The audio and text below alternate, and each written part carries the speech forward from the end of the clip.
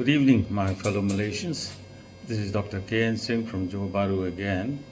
In our current crisis with Sanusi, who is also the Chief Minister of Kedah, he said recently in the media, accusing the Malaysian government of stifling free speech. He says, and I quote, "In Malaysia, we cannot say anything."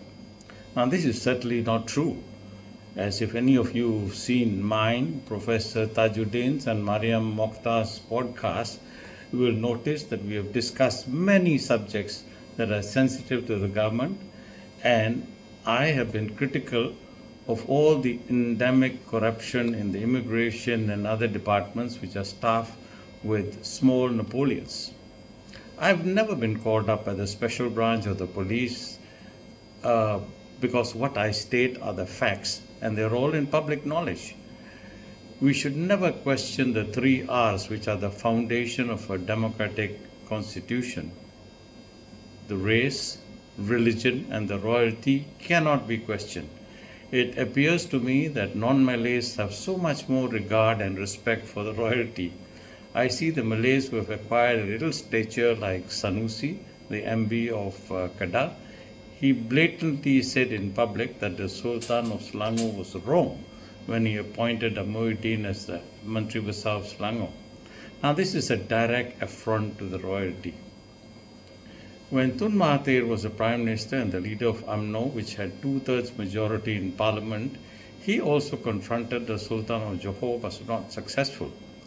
Mahathir then in 1997 created JAKIT, which was under the Prime Minister's department, so he could use religious authority to confront the royalty. He also failed. But then again, he went via the parliament, which was totally UMNO controlled, and made it an act of parliament that the Agong could not withhold his consent longer than 2 weeks. And if he did, that would automatically become law. Now, he argued that the ruler could not withhold his consent because he had to consent to the advice of the government. Now, this I personally think has crippled our democracy, as the Agong is our last resort for the people of Malaysia, who have no other recourse, and we relied on the wisdom of the conference of the leaders to advise the Agong to do the right thing. Now Sanusi feels that he can do that too. And I'm glad the government has decided to act, and he must be punished. And this is nothing to do with politics, as he claims. This is purely the fact that he has acted against the royalty. This rot must be stopped, as Hadi also made some statements that the religion was paramount, but he forgets that in our constitution, religion is the purview of the sultans in each state, and the Agong is in charge of the religion in Malaysia. The loss of Nik Aziz, the previous president of PAS, is still being felt, as he was a true Muslim and a very kind man to both Muslims and non-Muslims alike. I was in Penang recently in a taxi, and the driver, who was a non-Muslim, told me that he missed Tok Nik Aziz, as he was the greatest soul he ever knew. As once his relation, who was driving to Kelantan, and just a few miles from Kota Baru, his car broke down. And after a short while came a white old Mercedes down the road, and it stopped.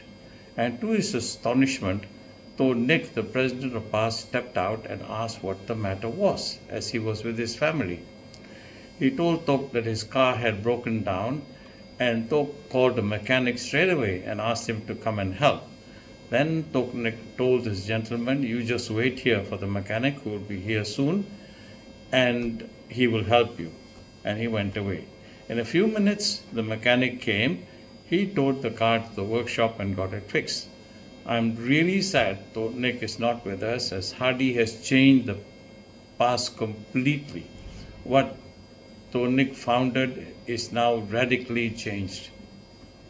When Hadi says publicly that money given to facilitate a contract is not a bribe but a commission, and it's okay to accept it, now that is not what Nick would have ever done. I'm glad the government has charged Sanusi as seriously. If nothing is done, the three pillars will slowly be eroded. For Sanusi to say that we do not have freedom of speech is ludicrous, as I have brought to the attention of the government and the civil servants, the immigration officers who have misused their authority for personal gain. I have never been censured, as I speak the truth and do it because I'm a Malaysian who's proud of this country. We have landed in this situation because nobody has dared to speak before that, because the government did not earlier in UMNO days allow free speech. But with the Madani government and with Dato' Anwar as the head, we are all free to speak, but make sure what you say is a fact and the truth. I hope Sanusi is brought to trial, as I have faith in our judiciary to do what is right, as Sanusi is indeed rocking the three pillars of our constitution. God help Malaysia. Until I talk to you again, good night from Johor Bahru.